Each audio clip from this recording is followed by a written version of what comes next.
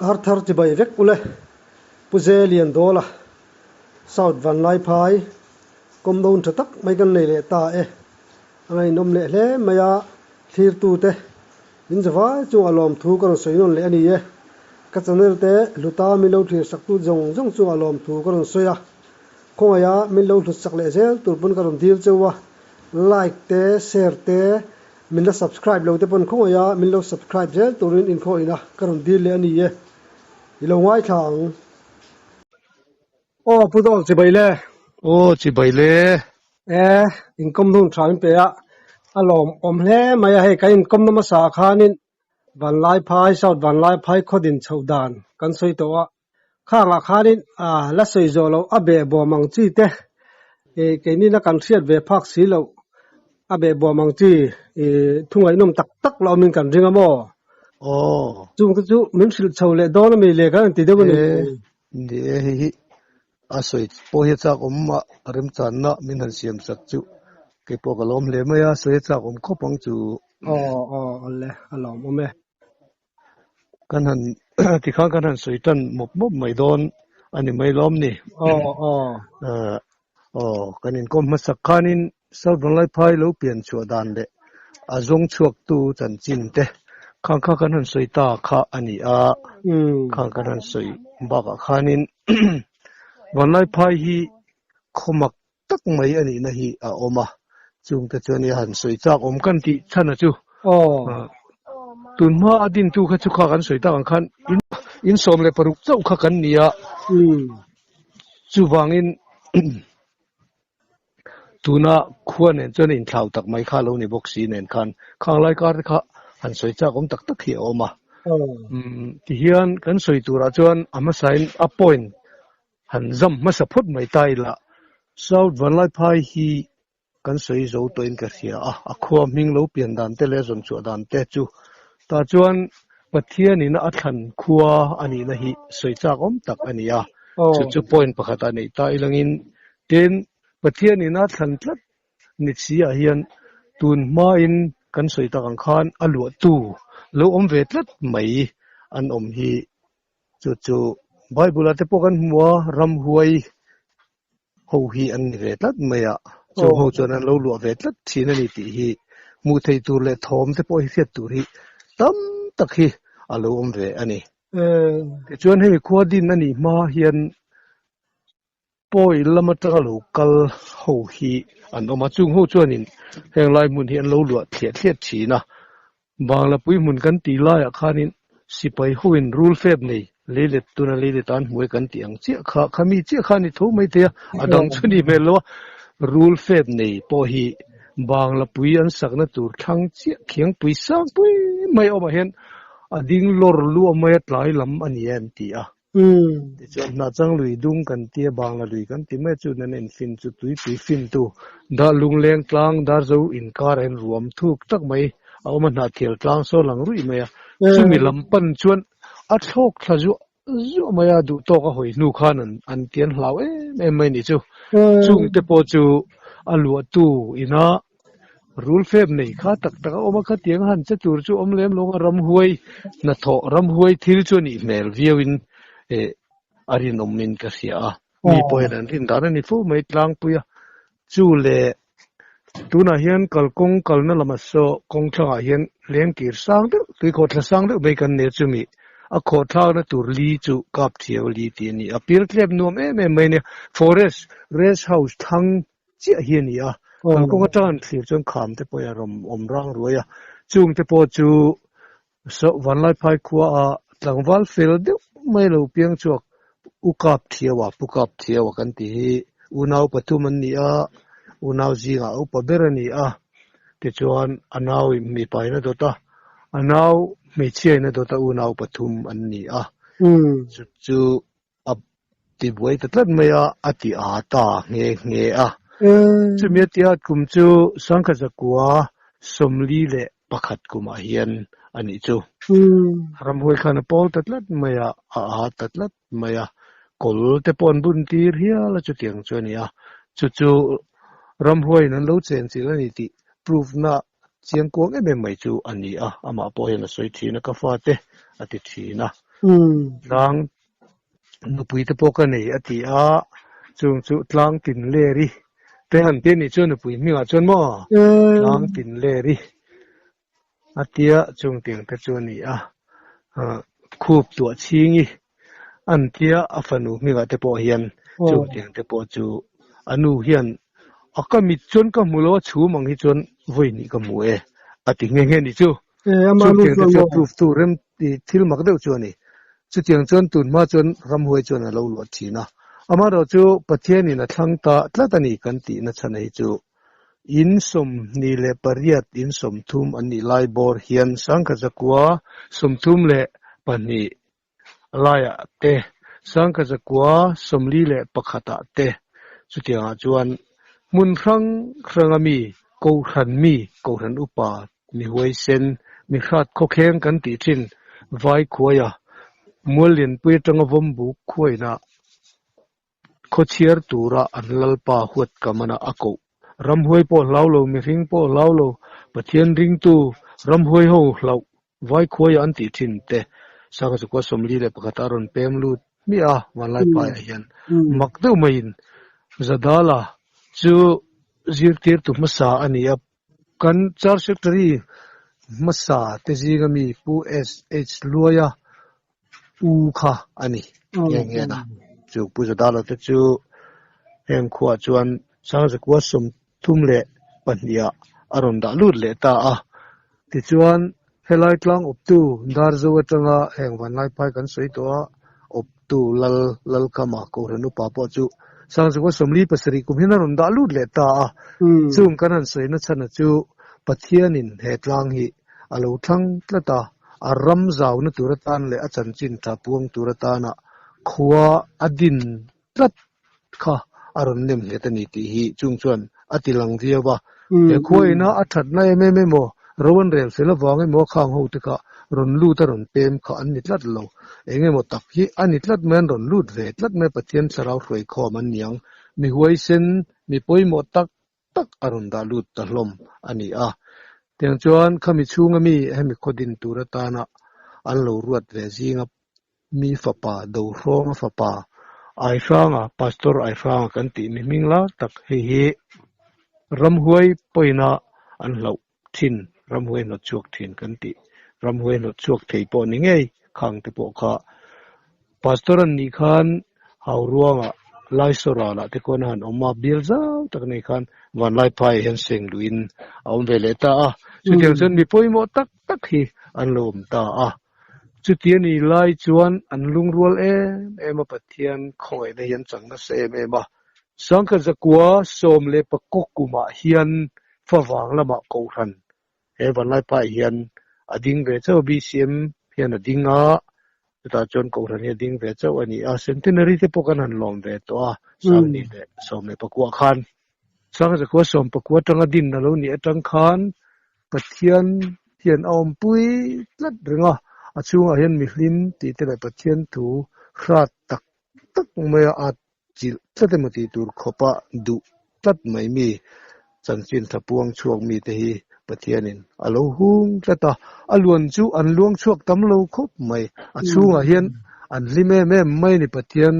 khongai nan donga chu tianga khua lo ni ta ka chon chumi chu pathianin aum pui ni te khiat na chu mi khwal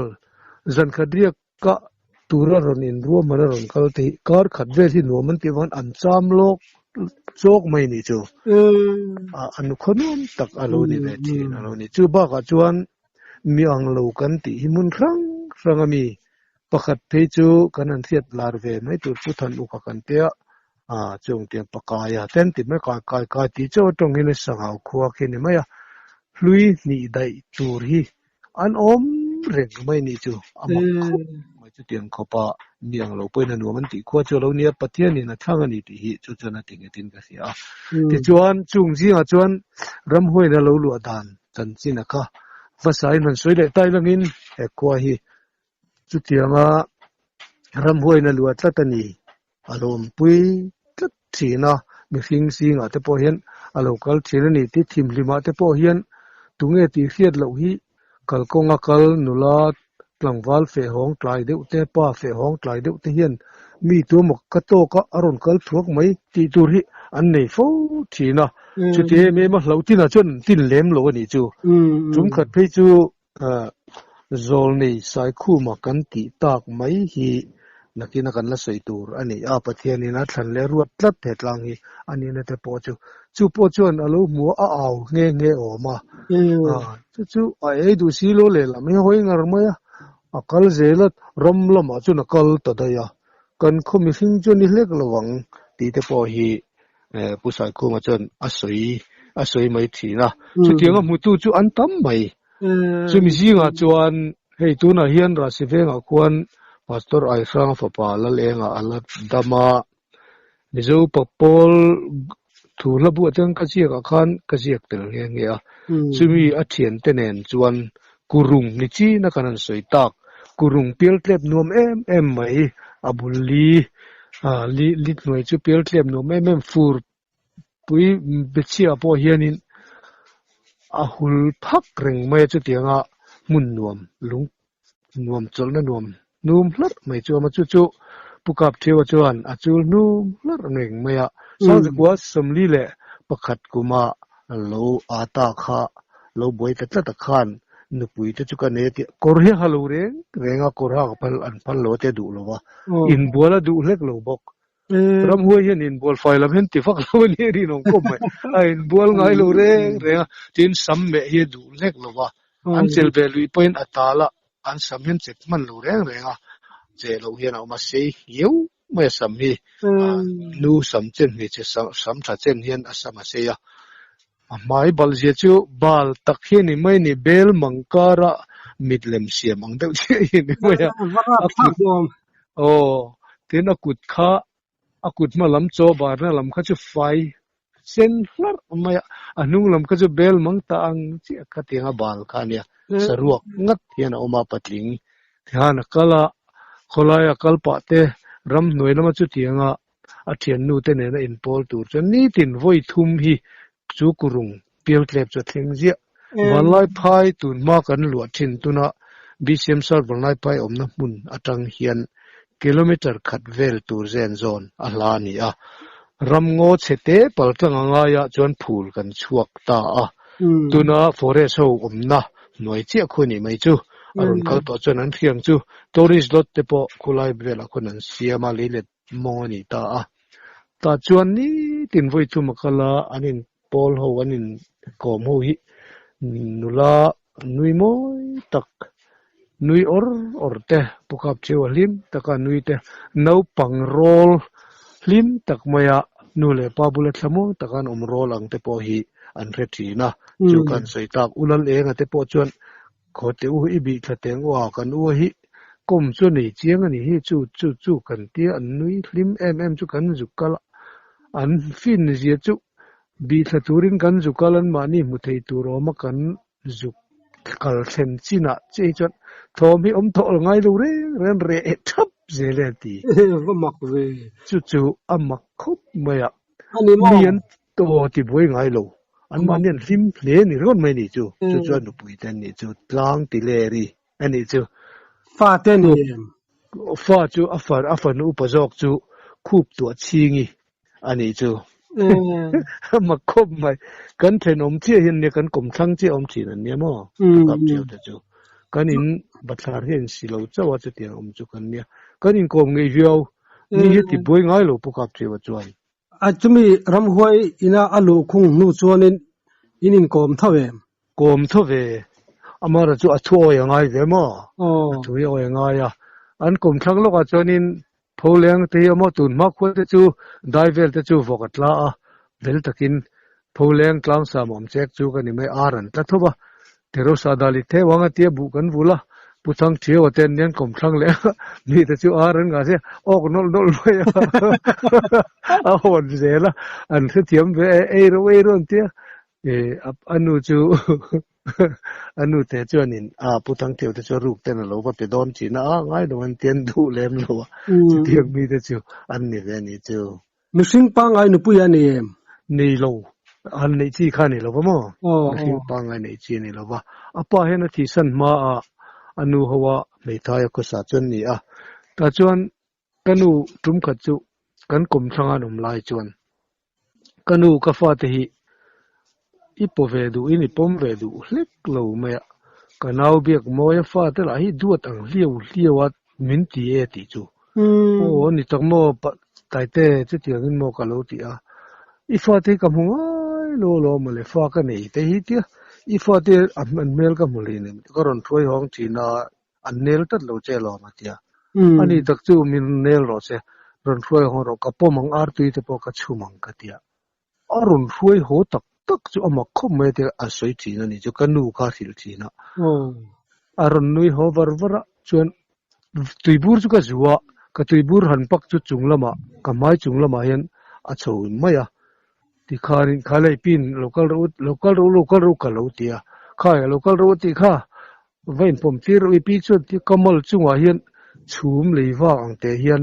han khoi han chema leng theimi lo hian an vir min vir me pe ti chu ka fa pa fa nu te chun ni nge khup tu thang te chun ni nge yang ka tia ti chuan khoi ka lo pu mong chu te kan ti ve ta ngota ati ra chon ka in chil do na tai te hi I fa te chu lo pu mong ka ti ngon me pang rem lien de te mu hen lo ka la ka ti ui te po pui te bo rule ni ong te hian ti sia rule te hian ti sia ka tia tiang chu ni lo chu tiang chu ran lo ka la ti chuan ar tui ka chu mang chu ka tia ar tui te chu kan kamal chu a chuan kan da a tiang khan an da chuang lem lo o kha ho nu la inu lo ho ma ro ti kha ho ro inu khwa ranga tia kongka an chuak tur po chu chhum leiwa ang chu an chuaka ar tui chu ka fa pa mu dana chuan an la mi a ma se ke mi ta chuan an la mi si lawa ring si a o ti khan va ho ru la ar tui ti kha fa e ro inu po hon ke ro ti si a ti amok vi khum mai tro chung te chu thil mak tak chu ni chu van lai phai thil lo om chu anita a khalam kha ram hoina lu om chil tat te kha chu chokedar masa pu ai chu ma hian chokedar masa ni biak in chu bang pui chokedar chu chuan tai tin mai hianin mithita hian tap vong wan tap roi thina te tu na kan than mol peng chi akhi ram ngo ni thei pui kon kan ti thina tu na chuan kudam kon kan ti ta chu tu na than mol kan man don hi alo ni nge hi a kan ti chung thom te po chu an lo hre thina ni sing nge ni atapa te chu ati thina ni chu alo ni ta selangin thom kan thia ta hi thil mak tak hi chu adang po soi tur alo makhalam kha du tok tori tai langin pathian ina thlan khuwa ni ti hi a sel tuk lo na na han soi kai kha arem changa chu tiang khuwa lo ni reng si chuan he banlai phai hi pathian ina thlan kha kan soi ta ang khan hun rang ra ko ran upami rat midom tak pathian ring tlat ram huai po chu zel thin mi te aron da khom na khuwa a hian zol nei pathianin a thlan hi om plat me mitam tak chuan ani thei do ne men ti mai te ma se ke chuan kapom thapa zol ne ni ka ti a sai khu ma rongbol tu a oma apa hi rang se la ani a khu lam ra si veng lama te khuan japan ral len lai sanga zakwa somli le patni a khan ka soi sual pal ani chuan hei adik zok te po correct the kanom chuan ka hnial mi aloba ka hiat dana chuan sang zakwa somli le pania khan British fighter khan rasivenga anom lain anwawa bom athaka apuak ringe emmaya chumi afapa lo piang sang zakwa somli le pali lo piang ta minga pheichuan kha choi chan tla ka tlinge deng thanga ni ro se atita deng thanga ti nge an wawa bom mina zuden kha amin kha thang ve mai ti chu sai khu ma chu ani zol nei atana pathianin aron ruat tlat mai ani sanga zakwa somli le pariat kum atang hian zoram mathil lo thleng tu le hun kan tong tur hi puan tiri nom ve tatlat mai ni chu tu ma chon mi hlim kan ti tong hria lo hlim na kan ti ngai sang lo em mai ni rong bol tu ni chung si khan amara chu mi hlim an ni ta a tong thian lo aman te po hi adang la me maya ji da gore ti tong thian lo han zai lu lo thin mai ania chu chuan thu puan hi anei ta a thil tam tak tu lai zoramina mun rang rangina an bengkhon le an thir ve tlat hi alu soilok chu mai ni chu sang zakwa somli le pariat kumvel sang zakwa somnga le pariat kumvel atang khan chu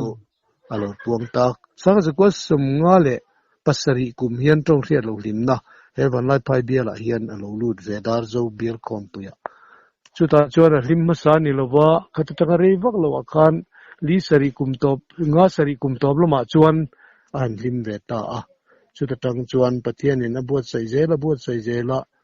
zoram thu puan apuang ta a chumi chu nasat tak main apuang chuak ve ta a athil puan hi mak tak tak te po hi oma chu ro chu apart from the hian kan siam don nge ni ka rchi alwa kan soi ka hi remem ka helova zoram phurit hi alo thleng don ati a chumi soi don piang chon mi hian an ninga wala pai ko chunga mi pon thuru in khom bana zoram phurit zoram thu puan ka pu soi turan ni thuru wa tharu ti thina man mo sia zoram thu puan ati a hian thil pahi chi ni asoya ten vanlai phai ko chan chin hi asoi tel zia boka vanlai phai ko hi pathian tlang ani a pathian in athlang tlatani ti hereng ro athuanga kanom po ngai pathian thuanga kanom lo ni chana poing ngatang khoram chimbukang mai hian kan lom don ani ati thina ni mi nui he sa em mai chung tianga soi lai chuan saka zakwa somnga le pariat lai vel ani chu chuan zoram pum puya hian he thu lalpan min soi ti rahi ka soi ngai ka soi chuak vek don ani tin vanlai phai hian chu tianga soi lai chuan a om tam lo hon he chuan khuangan zai foi tu ni boka khuang bula thuta khuang buak funga hum to chuan thu soi le don in khom bana ti sual lo renga at kan ning khopa a soi tu thin sia soi tur la kha tam boka amar chu a point he tam vak lo ani ta chuan mitam tak ten an ngai fin te po hi zoram chunga mi te hian thiam silaka du khop maya ka hil fia tu chu kani lo amara chu achung chang hen duty tura pathian kharawina ruat ni hian ka in thletlat maya chu chun huai takhian pathian in min ruat ve niang kati ngama kan tangwal tle rol ve to ani a chunga soi jing ani chu lian ming tha po hen i soi dik e mai min ti hi chumia wanga ka ming thepo thana khon an ziak ve khuni a thu lo puana ti chuan chu tiang mi chuan walai phai kho chunga rongbol tu hian pathian khongai na ti la rongbol na chi rang hi chu zol ne mo hreoma ne mo anam thlan te po hi Israel te po an van nei ku a chu tiang chuan mi van nei khu a chuan kan in ngai pha tur chu ni in ke chuan ka khia a pathian in an hena thu a petlata chu pathian in a thlan khuwa ani na bulan chan na chu ni sela a thlang ani ati na chuan anem nge thin na chuan chu tiang khopin kan no manga thu kan oi nga kan oi lo chuan khoram chimbuk ang mai kan ni ati rual hian zoram phurit lo thleng tur ti hi asoi thina zoram phurit ati chung khung hi akhanina oma chu mizoram buai MNF independent movement ka ani nge yang zoram phurit ati zoram phurit lo thleng tura chuan nam sipai te an lo chuak anga an samaseyanga samsei tak thi sen ropin an rop don ani vai sipai ho nen anin doang anin ka panga chu tianga anin ka wang chuan athim me manga a hriom le don ani ti hi asoi thin ani chu chu ta chuan marlam kan thiranga khokang khu hian para chuang vut don ani vanlai phai hi ro chu lalpana humanga chel tlatang akang ve thei don lo ati akang em akang tlat lo ni chu mitam takin he pu dolate upathang ku mate hian upalian dolate upathang ku mate akang lo in dingot akang alom anti mai the ma se chulai chu sansoi fia lok tai la in an ron hala mizoram boy sang khat zakwa somruk le parruk mei nisom kapu boral atanga azan nga na chia tuk jing da nisom ni a hian sangau sipain vanlai pa chumin hual ta thut maya silain rime LMG nen khochunga an ka pa a eng te khalom si a hlo ma lom dan chu ta chuan min khom ta abang la in an hala pulal ngai in MNF roi tu pa in ania grenade te rifle te an muwa amute an hala chuan abula pusai siam te na thlami chu rangwa la om lo ania di in ania akang the ni lowa achana oma ru pui vanon na salu tu kian khitel loin sura akot chia puthang ti ma in an hala rifle mu te pistol tual cherte an mulea chu commandant than tluanga riana lo nia chung vel chu ania ama kha chu khom turani kal khom ron te kana kal ve mai me chiang in in che ahim khatan man lo ti chuan abulami chu pulal sang in chu andi clifford fem in si de uthoti mai war dewin soila tiang khop chu ania akang tel theilo achan chu ru apui van on wang chu ni chung tiang te chu apia pu ai jinga in je te tu ai jinga in an hal boka apia loka puzo thanga in an hala khatiang khan rifle te engki mom vek zelania pe tuan pu ba mu in an hal boka hu ta bet suri pusai khu mate ten omami chu ni a ma se akang lo chu tiang chu ni a akang theilwan tia ti chuan chu tianga sei chu vanlai phai khoi pathian in humdon pathian tla ka tia dika zol ne ya po chu chuan ka ngai nge pha em na chan chu ni a ta chuan a sei ji nga chuan sei mai hlek lo tur chu he tuna ka thil sei hi classic anga khel lawin a lo thleng vek dona ka thil sei hi buai pui su pathian rin atul zia pathian adik zia le pathian hi engkim bul le to pani zia riat theinan kan riat chian nan min puan ti rin zok ti hi lo ria ula thei hil ngai su ka thu lo soi buai pui tui tam taka no nga buai pui angai lo a thleng vek don amaro cho lo thlen rual in riat tur chu pathian rin atul zia le pathian hi rin ngei tla ka ni rin tak pathian ani ti kan riat te nan ania ke chuan he phurit zoram phurit tur poi katur don lowa lui rala lalpan min senga le lo min zo kai ti dai don katur ve don lek lo ania a kheom don rap thak lu tu kania ti hi a soi thin ania online phai chu akang te lowa kanu thang khu ma chuan in aziak na pe chon voi som pani in ka chil kan tiang MNF tlan chian ka tenen chuan voi som pani ni atia khatiang MNF an mu nge na khuwa hal lo kha an nem o ti chu ti ba mizoram ko em chim marlama hen aung kher lowang an hal vekin karinga kini chu kan in bul nge tang po hian in MNF tlan thlalain ka pha kan lal khamate dithi far fem bul an che na kha an ka ther thla fu mai voi thu man ka an ka fu lowa chumi tum po chen min hal o mai kan te min hal lo ten sipai battalion ke battalion tek kan kho chung an tanga sipai sangau sipai ron kal ve boka khopon mi ka kho chunga train an lo kap maya an tlan chelen in withdraw le sia an ron lu ta sipai ka an hal le chuang lo ama khop ma chu tiang chon vanai pai chu hi ma zol nei dik tak ani ti po al voina ta na poin na soi ta tang ze dila sai khu ma hi zol nei dik tak ani chu zoram phuri chu ni a ti chuan zoram kol lo eng tur zoram phurit kol eng tur chu bar tha ani anga chim lama tangin engang chim lam khua hi him vek don an kang ve lo bang ati tat bokani chu a him mia cheural te po sulam chon hallo amara chu sangau po san beina khan sangau ko chu setin hal vek khani maya chung te po chu thil sei dik te po chu kan la han soi kai zela ni chu tiang chuan zol nei chuan a soya chikhat ani zoram phurit le van lai phai chan chin ti chuan thil pakhat chikhat a soya om le a the hun lo thleng tur atita a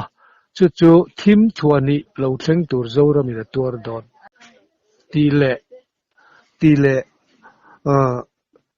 zoram khovar le zion zo leilung hausak nei le zoram noi na phuma zofa te hi in puya ai khatin ramri lalpan akham chu pani akhama chu mi ramri akham pani chu nam ramri akham saka anam thana te po khan an chen na tur ramri akham sak bok zoram po hi lalpan mizoram ramri hi ma na tagina lo kham to ani ati tunen hoi an han chu chon zol nei sai khu ma sei diklat mai nam ramri po kham tun kan voin hun nge hian kan tong tamek chu anita ani hi chu tilom zia ria chu vanlai phai tang kan han soi kai na chan chu vanlai phai hi pathian in athlang ani lalpan aruat tlat ani ati na chan hi zol nei turatan hian mun rang rangami te aruat vek lo thungai thaturatan ani athupuang tur zol nei thupuang turatan hian chuan mun rang rangami hi zu aruat ani poin vanlai phai hi aruat zinga chuan alo telve tat awangin khopoi mo tak mai chu alo ni tlat ani ti hi kan soi thei chin han ni ri phot sela ole alom ome income nang thatak oin pe alom bu tuke ole alom ome kan na soi le zel don nia rem chang ani chon ole